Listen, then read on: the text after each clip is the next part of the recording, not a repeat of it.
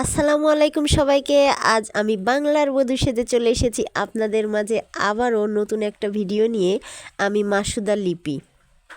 তো আপনারা ভিডিওটা না টেনে শেষ পর্যন্ত দেখতে থাকুন। আশা করি সবাইকে ভিডিওটা অনেক অনেক ভালো লাগবে। এখন আমি পাট শাক নিয়ে বসে পড়েছি, কারণ আজ দুপুরে রান্না করব পাট শাক। শ্বশুরকে বলেছিলাম, আমার শ্বশুরমশাই পাট শাক নিয়ে এসে দিয়েছে বিল থেকে। শুধু যে পাট শাক রান্না করবো তা নয়, এই যে কচু পাতাও কাটতে চলে এসেছি। এই কচু পাতা ভর্তা করব, তার সাথে আরও অনেক কিছু আছে। এই যে ডালও নিয়ে নিয়েছি, ডাল রান্না করব, কচু শাক আর হচ্ছে পাট শাক। তারপরে আরও একটা স্পেশাল জিনিস আছে, সেটা হচ্ছে ভুট্টার বড়া।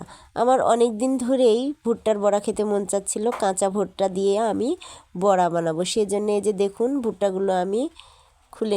আর আমার পুরো শরীরে দেখুন ভুট্টার চুলে মেখে গিয়েছে। এগুলো নিয়ে যে আমরা ছোটোবেলায় কত খেলতাম, এই ভুট্টার চুল নিয়ে এগুলো লাচ্চা সেমাই খেলতাম।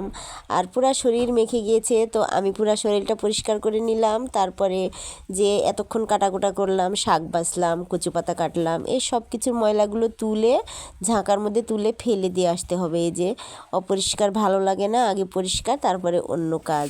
তারপরে আমি পাট শাক ধোয়ার জন্য চলে এসেছি।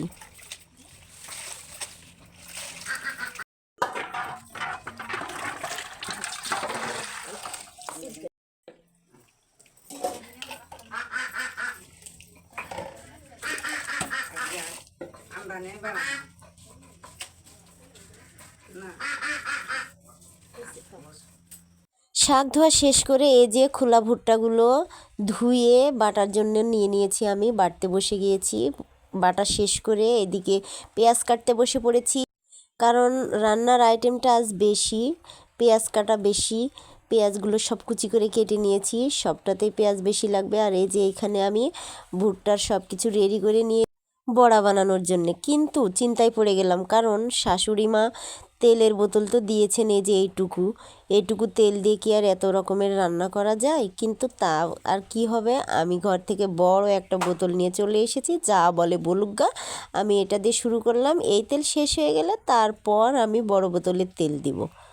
আপনারা হয়তো অনেকেই ভাবতে পারেন যে কাল ঈদ আর আজ শাক ভাজি ভর্তা এগুলো আবার বড়া এগুলো দিয়ে ভাত খাবে, এরা কীরকম মানুষ?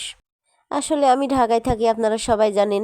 সেখানে তো এরকম টাটকা সব কিছু পাওয়া যায় না। এগুলো আমার অনেক দিন ধরে খেতে মন চাচ্ছে। বিশেষ করে এই ভুট্টার বড়াটা আমার কত যে খেতে মন চাচ্ছে।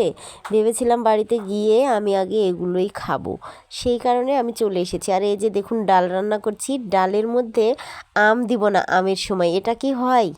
আমি এই যে আম কেটে ডালের মধ্যে দিয়ে দিলাম। কাল থেকে মাংস খেয়ে খেয়ে আর ভালো লাগছিল না আমার, তাই আমি আমার শ্বশুরকে বলেছিলাম পাট শাক নিয়ে আসতে। আর এই যে এগুলো সব কিছুই রান্না করেছি, ভর্তা দিয়ে, পাট শাক দিয়ে, ডাল দিয়ে, বড়া দিয়ে। আর এই যে মাংস আছে, গরুর মাংস, খাসির মাংস, এই যে ভুঁড়ি, এগুলো গরুর ভুঁড়ি, আবার খাসির ভুঁড়ি আছে, সবগুলোই আছে। যার যেটা মন চায় সেটা খাবে, কিন্তু আমি শাক ভর্তা আর শাক ভাজি ডাল দিয়ে ভাত খাবো, এই জন্য আমি স্পেশালভাবে এটা রান্না করেছি। আর এই যে আমি বড় একটা হাড্ডি নিয়ে বসে পড়েছি খাওয়ার জন্যে। তো ভালো থাকবেন সবাই। আমার ভিডিওটা কেমন লাগলো অবশ্যই সবাই কমেন্টে জানাবেন। আল্লাহ।